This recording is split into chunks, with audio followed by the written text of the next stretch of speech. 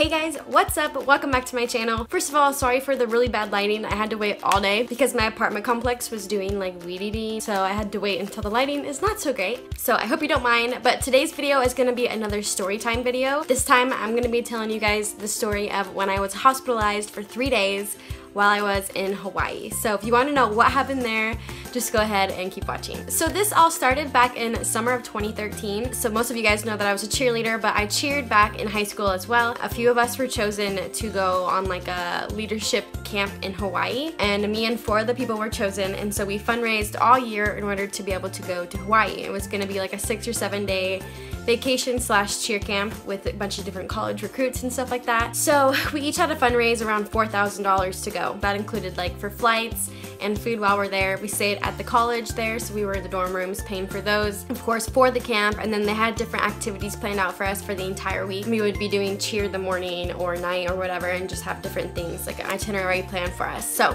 the first day we got there kind of late in the day. It was like the afternoon, so around 2 or 3 o'clock. People from my school, we were the first ones there, and everybody else wasn't gonna show up until later. There was nothing planned for that day, so we were just kind of hanging out, and then later that night we had to play some games or whatever. The very next day, we woke up, went and had breakfast in the cafeteria. During the middle of the day, we went to a really cool beach. I have a few pictures I'll put up, but we went to this beach for a couple of hours and we got a canoe on the ocean. The second day is when everything went down. I only made it 1 day on this trip before something happened. I woke up that next morning, eating breakfast, and then we went over to the gymnasium where we were gonna start doing our warm-ups and learn our routines and stuff. And I remember while we were stretching, I got this really bad pain in my stomach, and I had no idea what it was, but it was really bad and a really sharp pain. But I tried to ignore it because I thought maybe it would go away in a little bit, so I just kept trying to stretch. And then next they told us to get up and do a few laps around the gym, and when I stood up it got so much worse. But I tried to do a lap around the gym holding my stomach like in so much pain that I went up to my coach that was there and I was like, hey, I don't feel good, my stomach hurts really bad. And she's like, is it period cramps? And I'm like,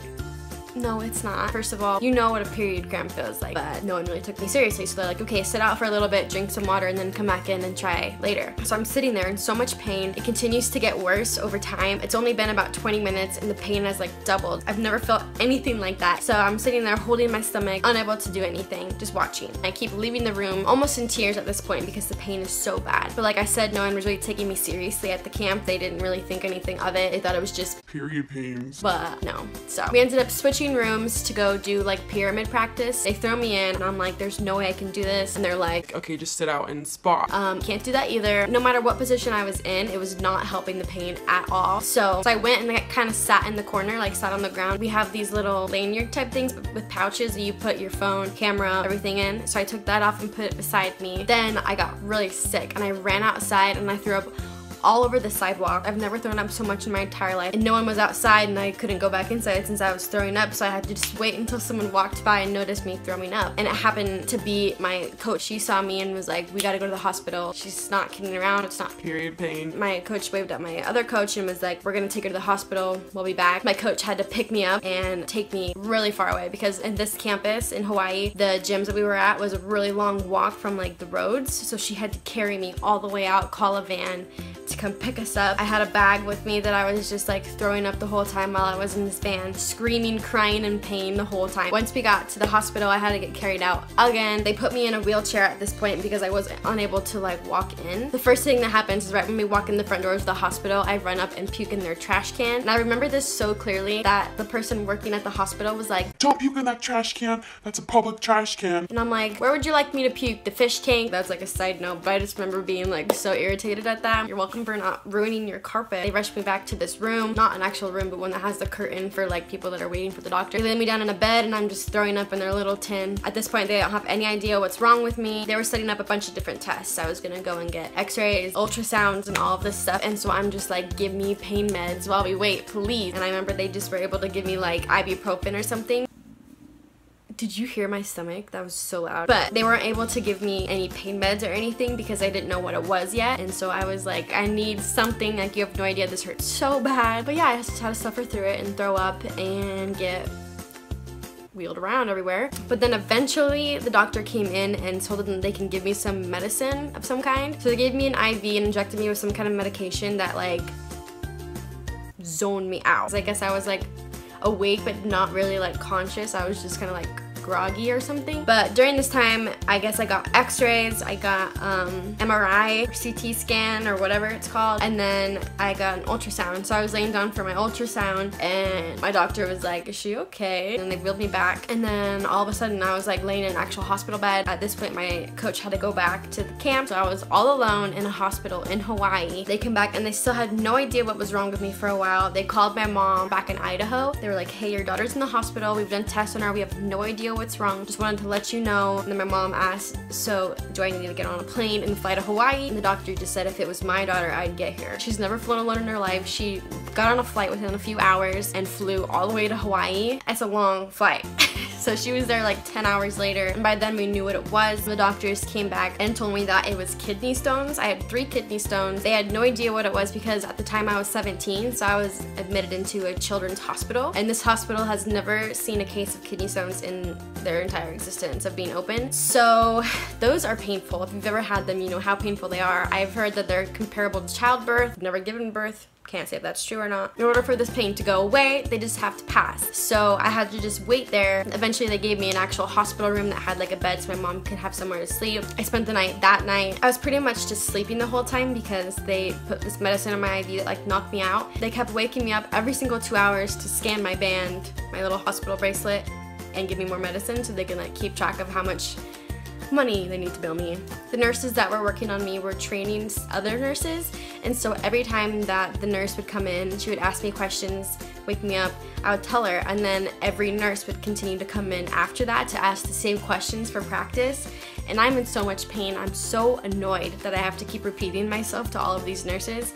I remember being like really mad about that. And just for some reason my veins in my like arm right here don't really show up. I think that means I don't drink enough water, whoops. But they ended up having to give me an IV on the top of my hand, which turned into be a nightmare. Anyways, I was there just like waiting for them to pass, staying on pain medication so that I wouldn't really feel it too much, but it was really sore and painful the whole time. There were definitely times where the medicine would wear off and it would be too early to give me anything else, so I would be sitting there in so much pain. So I missed the most fun day of camp the next day, the following day, which was a big like bonfire at the beach all night. I was so looking forward to that day. No one came and visited me in the hospital because they all had like their itinerary, so it was just me and my mom there for a while. And then the next day passed and still had 3 kidney stones, so I was still in the hospital getting pain meds the whole time. The next day I still had kidney stones, and I was getting really bummed out because the next day was the last day of camp, and since it had been 3 days, they were talking to me about having to get surgery where they like go in and like blast your kidney stones, but they don't have the technology for that obviously at their hospital, so I was gonna get transferred to an adult hospital. Oh my god. That was a spider, I thought. But they were talking to me about transferring me to that adult hospital where I can finally get them blasted. But I ended up passing them that next morning, which was the last day of camp. I was super sure that they told me I could stay one more night if I wanted to or leave. And I was like, let me out of here. Just send me home with like pain meds or whatever. So I finally got to pack up my stuff and got to go watch the final performance. And this was my first time being back since the first day. I walked in looking like crap. And they all saw that I was there. My team had made like a big poster that said welcome back Allison. Yeah, they did a big thing, pulled my mom and I up in front of everybody and talked to us, and Penn State came up and gave me like a t-shirt, so it was really nice of them to do that. But then that night we got to do a trolley ride, and I was like, I really want to do this, like. So I just got on and I did the trolley ride.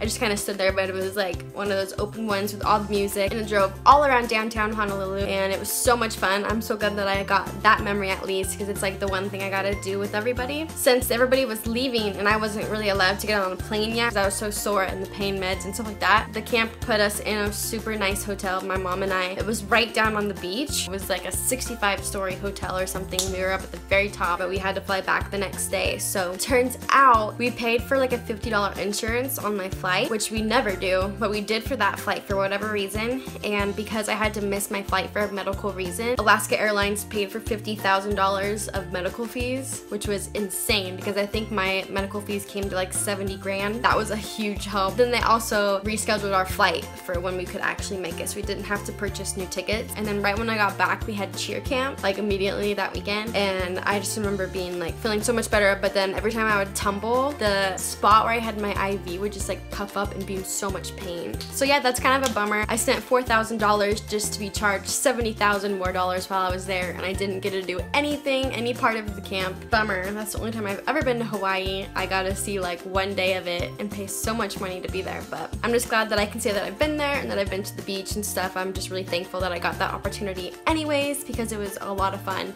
for what I got to experience. And I've had them again since then, and unfortunately when you get kidney stones, you're like gonna get them for the rest of your life. So I've had them only twice now. Yeah, that's like the crazy story of when I was hospitalized on vacation. Course. I hope you guys liked this story. If you like story times, please give this video a thumbs up. And if you're not already, please subscribe to my channel. I've gained so many subscribers recently. I don't know where you guys are coming from, but thank you so much for subscribing. Thank you guys so much for watching this video, and I'll see you guys next time. Hey, in the morning when I see your face. Need you more when you go, I need you more every day. Keep a foot on the brake in case I lose all control.